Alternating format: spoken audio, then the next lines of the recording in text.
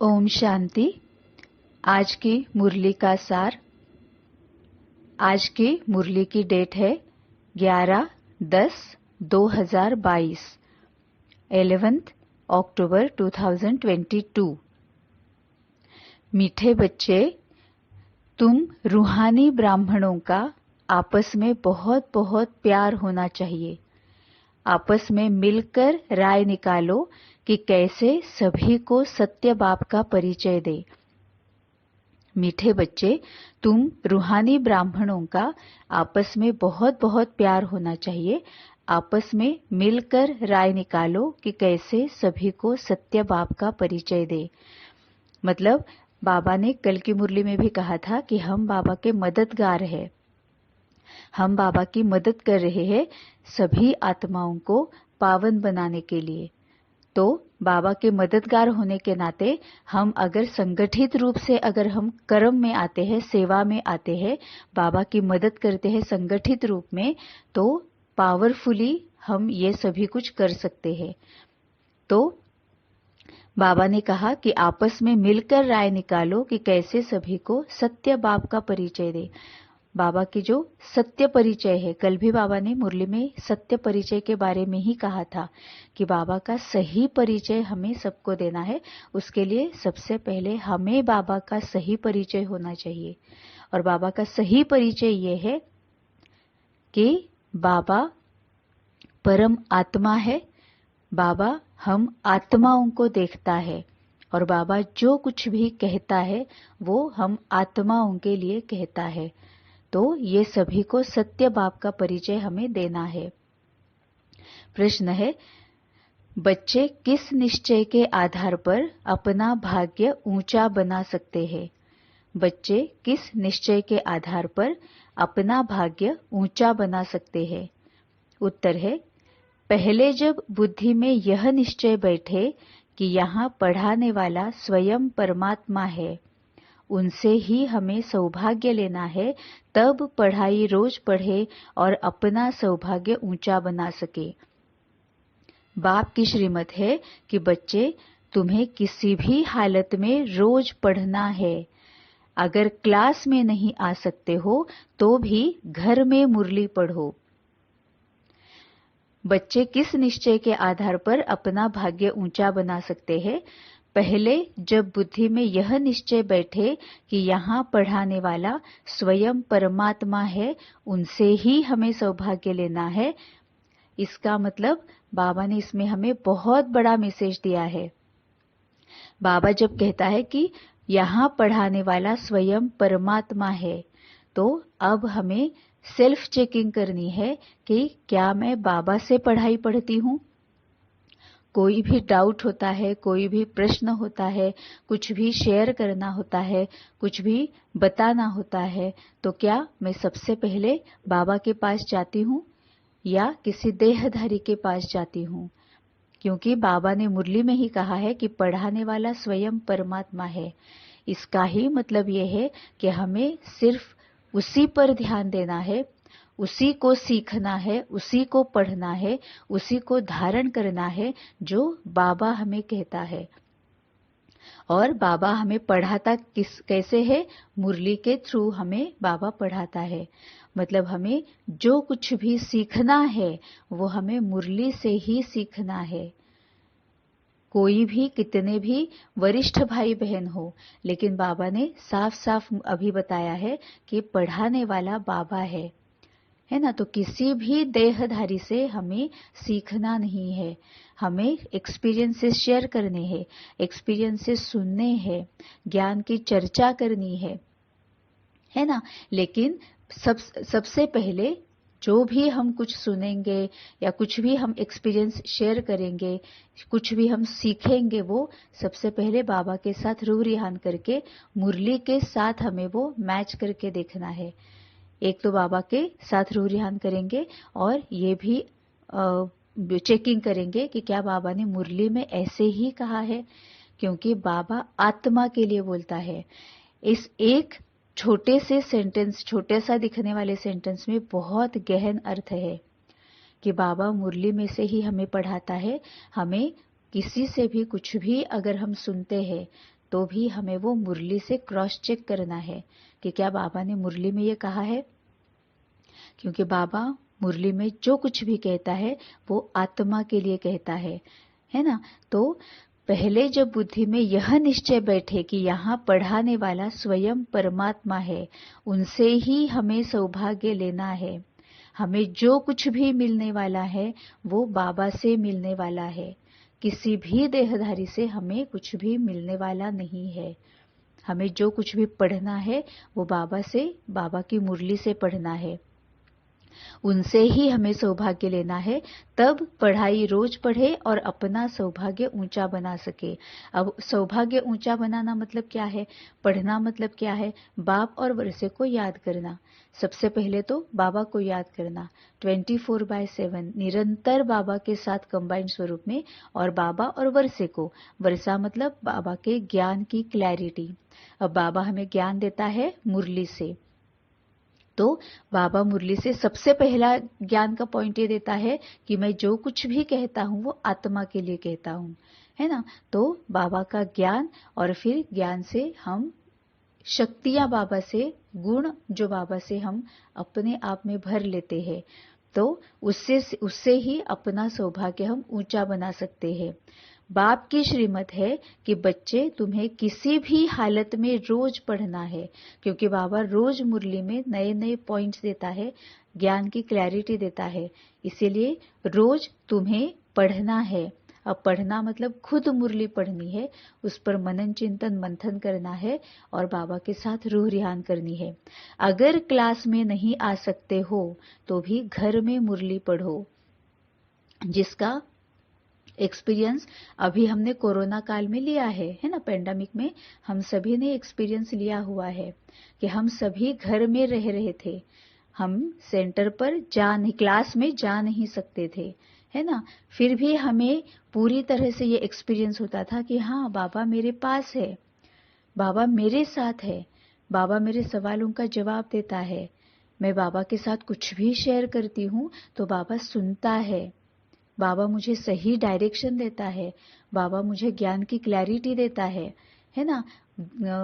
जब हम कोरोना समय पर हम जब क्लास नहीं जा पाते थे तो घर में बैठकर भी हमें कई सारे वंडरफुल एक्सपीरियंसेस हुए, है ना। और आज मुरली में भी बाबा ने खुद ने कहा है कि अगर क्लास में नहीं आ सकते हो तो भी घर में मुरली पढ़ो, लेकिन पढ़ाई करनी है, खुद मुरली पढ़नी है, उस पर मनन चिंतन करना है, बाबा के साथ रूह रिहान करनी है, और मुरली में से एक एक पॉइंट जो बाबा ने कहा हुआ है उसको यूज करना है, उसको अपना नेचुरल नेचर बनाना है। धारणा के लिए मुख्य सार, पहली पॉइंट है, आपस में बहुत प्यार से रहना है, मिलकर राय निकालनी है कि किस युक्ति से हर एक तक बाप का संदेश पहुंचाए। आपस में बहुत प्यार से रहना है, मिलकर राय निकालनी है कि किस युक्ति से हर एक तक बाप का संदेश पहुंचाए। अब आपस में बहुत प्यार से रहना है, इसका मतलब सेल्फ चेकिंग करनी है कि क्या मैं सभी के साथ प्यार से रहती हूँ, क्या सभी के स्वभाव संस्कार के साथ मैं अपने स्वभाव संस्कार मिलाकर रहती हूँ। क्योंकि जब मैं इस तरह से रहती हूँ, इसका ही मतलब है कि मुझ में शक्तियों की, गुणों की, ज्ञान की धारणा हुई है, और जब मुझ में ये धारणा हुई है तभी मैं औरों तक बाबा का सही संदेश पहुंचा सकती हूँ। दूसरी पॉइंट है, यह विनाश का समय है, इसीलिए एक बाप से सच्ची प्रीत रखनी है, योग से आत्मा को पावन बनाना है। अब विनाश का समय है मतलब हमारे आत्मा में, हम में, आत्मा में जो विकार, कमी, कमजोरियां, अवगुण है, उसका विनाश अभी चल रहा है ना। तो कई सारे जन्मों से हमें आदत है उन विकारों को, कमी, कमजोरियों को, अवगुणों को यूज करने की। अगर इस विनाश के समय जब हम विकारों पर जीत पा रहे हैं, एक एक विकार को भस्मीभूत कर रहे हैं, कमी कमजोरियों को, अवगुणों को भस्मीभूत कर रहे हैं, छोड़ रहे हैं, है ना, तब हमें बाबा से सच्ची प्रीत रखनी है, क्योंकि हमें जन्म जन्म से आदत है इन्हीं कमजोरियों को, अवगुणों को, विकारों को यूज करने की। और अगर हम बाबा से सच्ची प्रीत नहीं रखेंगे तो फिर से हम उसी दिशा में, गलत दिशा में, विनाशी दुनिया में, स्थूल दुनिया में, भौतिक दुनिया में वापस जा सकते हैं, है ना। इसीलिए बाबा से सच्ची प्रीत रखनी है। मतलब क्या है? जिसके साथ हमारी सच्ची प्रीत होती है, हम उन्हीं के ही साथ रहना पसंद करते हैं। मन में उन्हीं के प्रति ही संकल्प चलते हैं, है ना। मन में उनके प्रति ही मनन चिंतन मंथन चलता है। वो क्या कहते हैं, कैसे कहते हैं, है ना, वही मनन चिंतन चलता है। और फिर हम उनकी कही हुई हर एक बात मानते हैं, उसको धारण करते हैं, है ना। वैसे ही हम व्यवहार में आते हैं। तो ये सच्ची प्रीत होती है। तो अभी विनाश का समय है। हम अपने विकारों को छोड़ रहे हैं, अपने कमी कमजोरियों को, अवगुणों को निकाल रहे हैं, भस्मीभूत कर रहे हैं। तो अंदर में तांडव मच रहा होता है, क्योंकि हमें आदत है, इस आत्मा को आदत है विकारों के साथ जीने की, है ना। तो जब इस तरह से तांडव चलता है तो बहुत ज्यादा मेहनत करनी पड़ती है, बहुत मुश्किल लगता है। ऐसे में अगर बाबा का साथ हम ना ले, ऐसे में अगर बाबा के साथ हम नहीं रहेंगे तो फिर से हम उस विकार के वश हो सकते हैं। इसीलिए एक बाप से सच्ची प्रीत रखनी है। योग से आत्मा को पावन बनाना है। बाबा के साथ रहकर, बाबा के ज्ञान की क्लैरिटी से, बाबा से शक्तियां और गुण लेकर आत्मा को पावन बनाना है। अब आत्मा को पावन बनाना है मतलब 16 कला संपूर्ण बनना है, संपूर्ण निर्विकारी बनना है। अहिंसा परमो धर्म। अहिंसा मतलब किसी की भी हिंसा नहीं करनी है, मनसा वाचा कर्मणा। हिंसा मतलब कर्मणा से नहीं होती है, मनसा से भी हम हिंसा करते हैं, है ना। क्योंकि जब हम कोई गलत संकल्प क्रिएट करते हैं किसी के प्रति जब हम कोई नकारात्मक निगेटिव संकल्प क्रिएट करते हैं तो संकल्प उन तक पहुंचता ही है ना। तो हम क्या कर रहे हैं, संकल्प उन तक पहुंचता है और फिर हम अपने इस संकल्पों की वजह से उनकी शांति की हिंसा कर रहे हैं। क्योंकि संकल्प जब उनके पास पहुंचेगा तो अगर वो उनकी कैपेसिटी नहीं है, अगर वो ज्ञान में नहीं है, तो उनके मन में हलचल तो होती ही है ना। तो हम उनकी शांति की हिंसा कर रहे हैं, उनके स्नेह की हिंसा कर रहे हैं, है ना। उनका जो निर्मल भाव है, उनकी जो सच्चाई है, हमारे प्रति उनकी जो प्रीत है, उसकी हम हिंसा कर रहे हैं, है ना। तो बाबा जब कहता है कि अहिंसा परमो धर्म, मतलब अहिंसा यह हमारा परम धर्म होना चाहिए कि संकल्पों से भी हम किसी की हिंसा नहीं कर रहे हैं, संकल्पों से भी हम किसी के प्रति कोई गलत संकल्प क्रिएट नहीं कर रहे हैं, है ना। तो इस तरह से आत्मा को पावन बनाना है कि सभी शक्तियों को, गुणों को अपने में भरकर उसको अपना नेचुरल नेचर बनाकर योग से आत्मा को पावन बनाना है। वरदान है, स्वराज्य के साथ बेहद की वैराग्य वृत्ति को धारण करने वाले सच्चे सच्चे राज ऋषि भव। स्वराज्य के साथ बेहद की वैराग्य वृत्ति को धारण करने वाले सच्चे सच्चे राज ऋषि भव। एक तरफ राज्य और दूसरे तरफ ऋषि अर्थात बेहद के वैरागी। ऐसे राज ऋषि का कहाँ भी, चाहे अपने में, चाहे व्यक्ति में, चाहे वस्तु में लगाव नहीं हो सकता, क्योंकि स्वराज्य है तो मन बुद्धि संस्कार सब अपने वश में है, और वैराग्य है तो पुरानी दुनिया में संकल्प मात्र भी लगाव जा नहीं सकता। इसीलिए स्वयं को राज ऋषि समझना अर्थात राजा के साथ साथ बेहद के वैरागी बनना। अब ये जब बाबा कहता है तो इसके पीछे का भाव ये है कि बाबा हमें स्वराज्य अधिकारी बना रहा है, मतलब हमारे सभी कर्मेंद्रियों पर, मन और बुद्धि पर हमारा कंट्रोल हो, है ना। और जब ये हमारा कंट्रोल होगा, ये कब होगा, जब हमें ज्ञान की क्लैरिटी है, जब हमें शक्तियां भरी हुई है, जब हम शक्तियों से, गुणों से संपन्न है, समृद्ध है, मतलब वो हमारा नेचुरल नेचर बन गया है ना।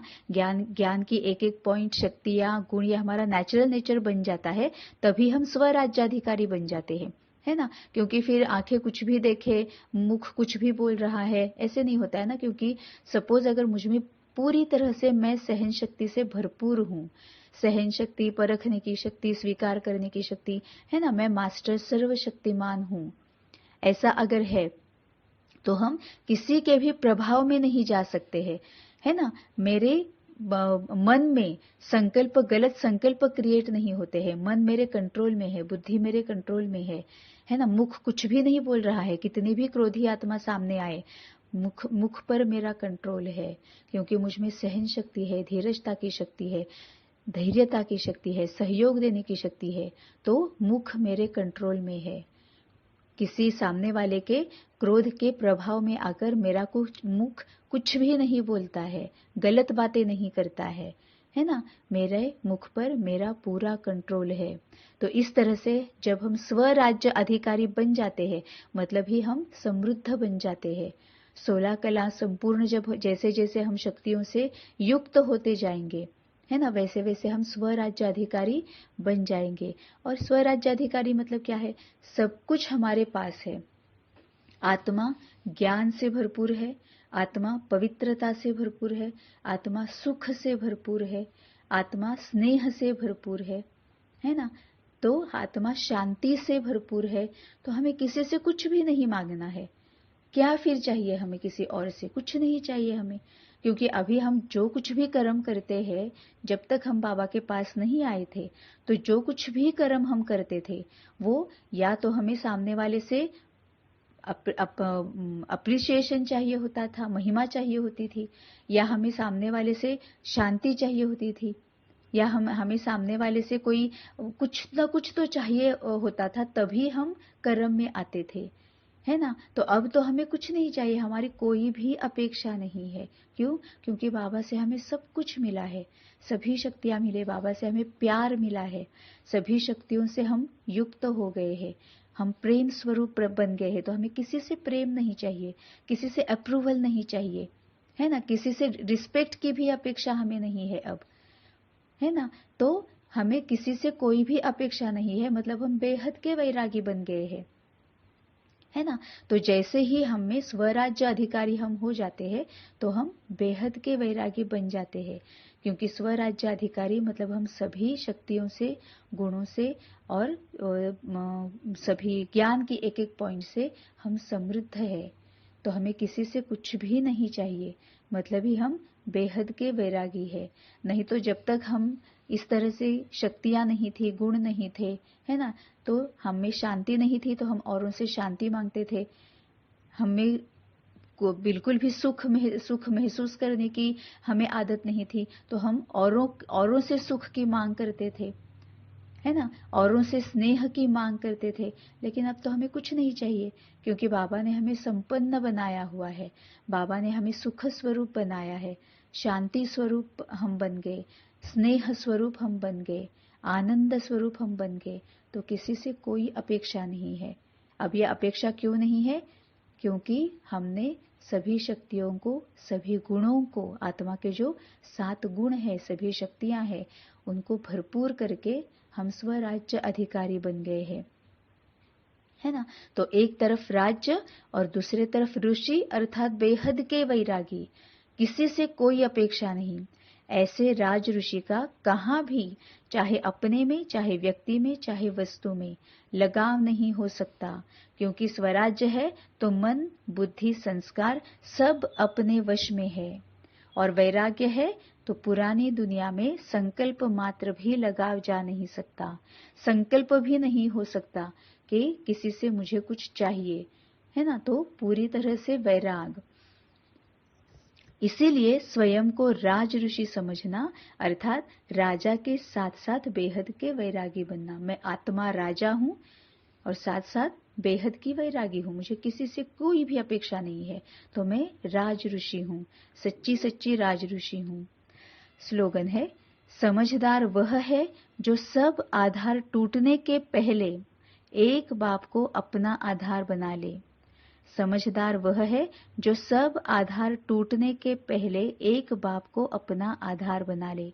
अभी भी इस पूरे घोर कलयुग में कई बार हम हमारे आसपास या रिलेटिव्स में या फ्रेंड्स में या नेबर्स में, पहचान वालों में से, है ना, हम कई बार देखते हैं कि धीरे धीरे धीरे करके जैसे जैसे बुढ़ापा आ जाता है, सभी आधार धीरे धीरे धीरे करके टूट जाते हैं, है ना। लेकिन हमारी मन बुद्धि उसमें से निकलती नहीं है।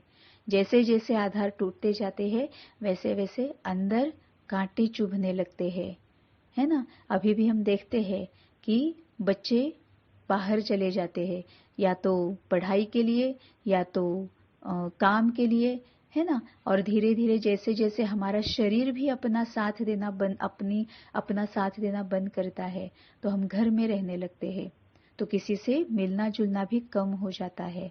फिर कानों से सुनाई कम देता है, तो फोन पर बात करना कम हो जाता है ना। दिखना कम हो जाता है तो बाहर निकलना कम हो जाता है ना। तो अपने शरीर के साथ साथ सभी आधार धीरे धीरे धीरे टूटने लगते हैं, है ना। तो बाहर के आधारों की तो बात है ही, लेकिन सबसे पहले इस शरीर के बारे में भी सोचना है।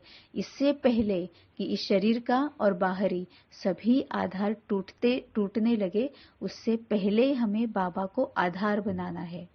अब बाबा को आधार बनाना है, इसका मतलब क्या है? पूरी हमारी जो जिम्मेवारी है, हमारी जिम्मेवारी मतलब हमारे ऊपर जो हमने बोझ लिया हुआ है कि मुझे ये करना है, मुझे वो करना है, मुझे यहाँ जाना है, वहाँ जाना है ना। घर में अकेले अकेले बैठ के मैं बहुत ज़्यादा बोर हो जाती हूँ, या मुझे कुछ काम करने की आदत है, काम नहीं होता है तो मैं बोर हो जाती हूँ, है ना। मुझे तो बहुत मिलना ही रहता है, सबको मिलना मुझे बहुत पसंद है ना। ये सभी कुछ जो है वो धीरे धीरे कम करना है। ये सब कुछ जो हमारे अपने मन पर हमने जो बोझ बनाए रखे हैं, उसको हमें निकालना है और सब बाबा पर सौंप देना है कि बाबा बस अब तुम ही एक हो। और ये जितना जल्दी हो जाए उतना हमारे लिए सहज होगा कि इस पुरानी दुनिया से वैराग हम प्राप्त कर सके, है ना। तो ये बहुत ज्यादा आसान होगा। तो समझदार वह है जो सब आधार टूटने के पहले एक बाप को अपना आधार बना ले, क्योंकि हमारा रिश्तेदारों में मोह होता है ना। बाकी की जो चीजें हैं उनमें हमारा लोभ होता है, हमारे शरीर के साथ तो बहुत ज्यादा मोह रहता है। और हम सबको पता है कि धीरे धीरे धीरे ये सब कुछ टूटना है, सब कुछ छूटना है हमारा, है ना। मतलब ज्ञान में आने से पहले भी अभी भी जो भी आत्माएं हैं जो बाबा के पास अभी नहीं आई है, जो ज्ञान में नहीं है, बाबा को जिन्होंने अभी पहचाना नहीं है, उनका भी यही होता है ना कि एक दिन सब कुछ छूटना है, टूटना है। जब इस देह से ही आत्मा निकल जाएगी तो सब कुछ चला जाएगा ना। जैसे फॉर एग्जाम्पल पिछले जन्म में हमारे कौन कौन किस रिश्ते में कौन कौन से आत्माएं थी, हमें क्या पता है।